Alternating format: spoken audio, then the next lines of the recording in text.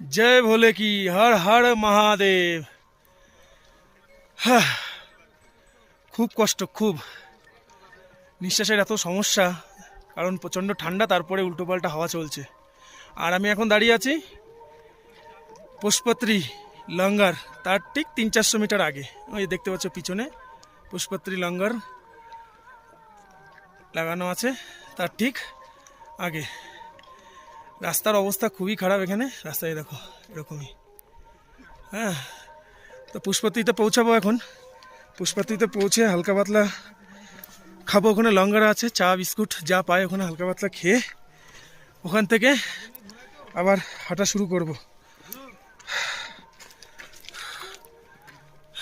এই দেখো পুষ্পত্রী, অমরনাথ যাত্রার সব থেকে বড় লঙ্গার লাগে এই পুষ্পত্রীতে। ওই দেখো সবাই হাঁটতে হাঁটতে যাচ্ছে পুষ্পত্রী লঙ্গার দিকেই। চলো, হর হর মহাদেব।